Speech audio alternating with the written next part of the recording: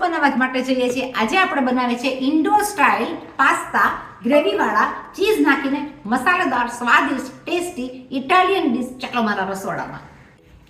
ચલો આપણે લઝાનિયા બનાવવાની તૈયાર થઈ ગઈ. હું લઝાનિયા બનાવતી હોઉં છું અલગ રીતથી. આ અલગ રીતના લઝાનિયા થશે. આપણે બનાવશું પાસ્તાથી. તો મેં લઈ લીધા છે પાસ્તા આની અંદર 250 થી 300 ગ્રામ. એની અંદર હું લઈ લઈશ જોઈતા પ્રમાણમાં પાણી.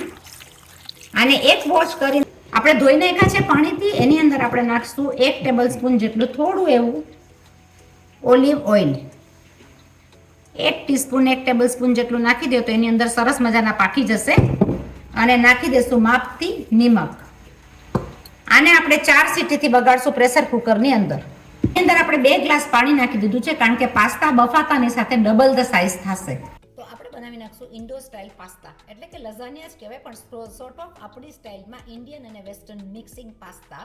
તો આપણે આ બધું શાક જે લઈ લીધું છે એને કરશું સેલો ફ્રાય. આપણે લઈ લીધું છે 3 ટેબલ સ્પૂન તેલ. એની અંદર આપણે આ શાક બધું કરી નાખશું સેલો ફ્રાય. તો મેં શાકમાં લઈ લીધું છે ડુંગળી એટલે કે કાંદો, વટાણા, બટેટા, ગાજર અને આમાં જે પણ શાક જોઈએ એ તમે બધું લઈ શકો. લાલ લીલા ભૂંગળ મરચાં અને એને આપણે સેલો ફ્રાયમાં પાકવા દઈશું. આપણે આ બધું શાક કરી નાખશું મિક્સ. સેલો ફ્રાય કરેલું શાક બહુ જ સરસ લાગતું હોય છે. એની મીઠાશ ઓર વધી જાય, એનું ક્રન્ચીનેસ પણ જળવાઈ રહે. તો મેં આ બધું શાક એની સાથે લઈ લીધું છે. એમાં લઈ લેશું માપથી સોલ્ટ. આપણું શાક ચડે છે તો આપણે બનાવી નાખશું એકદમ મજેદાર એની ગ્રેવી. એકદમ ટેસ્ટી સ્વાદિષ્ટ ગ્રેવી બનાવશું. તો મેં લઈ લીધું છે આમાં એક નાની એવી ડુંગળી એટલે કાંદો. એની સાથે હું લઈ લઈશ થોડું એવું આદું. 3 થી 4 કણી હું લઈ લઈશ લસણની. અને એની સાથે આપણે લઈ લઈશું ટમેટો. આ બધી વસ્તુને મિક્સ કરીને કરી નાખશું ગ્રાઇન્ડ. આપણું શાક બહુ સરસ મજાનું ચડીને તૈયાર થઈ ગયું છે. તમે જોઈ શકો. આપણે બટાટું તોડીએ તો તરત જ કપાઈ જાય છે, એટલે કે આપણું શાક સરસ ચડી ગયું છે. આપણે એની અંદર કરી લઈશું સ્વાદિષ્ટ મસાલો.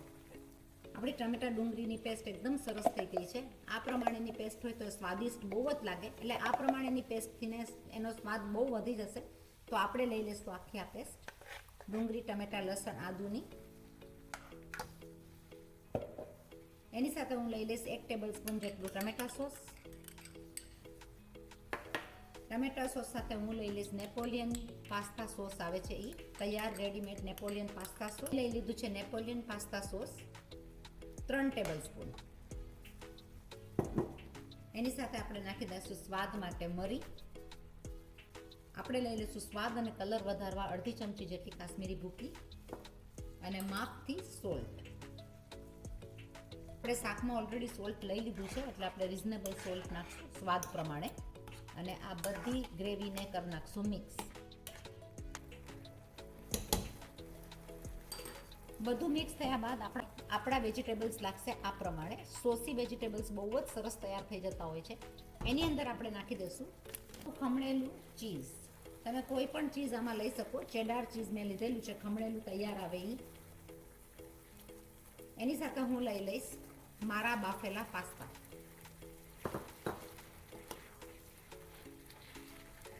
આ બધું કરી નાખશું આપણે મિક્સ. આપણા સોસી પાસ્તા બહુ સરસ મજાના તૈયાર થઈ ગયા છે. તમે જોઈ શકો એકદમ સરસ સ્વાદિષ્ટ દેખાય જ છે કે દેખાવમાં એકદમ સરસ પાસ્તા આપણા ફટાફટ રેડી થઈ ગયા છે. બહુ સહેલી રીતના તૈયાર થઈ જતા હોય છે. છોકરાઓને આ ડીશ વધારે ભાવે. છોકરાઓ માટે કરતા હોય તો તીખાસનું પ્રમાણ ઘટાડી નાખવું. આપણે આપણી ટ્રેને સ્પ્રેથી થોડું ઓઇલિંગ કરી નાખશું. એની સાથે હું લઈ લઈશ આપણા તૈયાર થયેલા બધા પાસ્તા. એની ઉપર આપણે નાખી દઈશું ચીઝ. જેના ઘરમાં વધારે ભાવતું હોય તો થોડું વધારે પડતું ચીઝ નાખો તો પણ સરસ લાગે. ઇટાલિયન ડીશની અંદર ચીઝનું પ્રમાણ થોડું વધારે હોય તો સ્વાદિષ્ટ વધારે સારો સ્વાદ એનો બહુ વધી જાય. એની સાથે આપણે નાખી દીધું છે ચીઝ સાથે આપણે લઈ લઈશું થોડા એવા ચીલી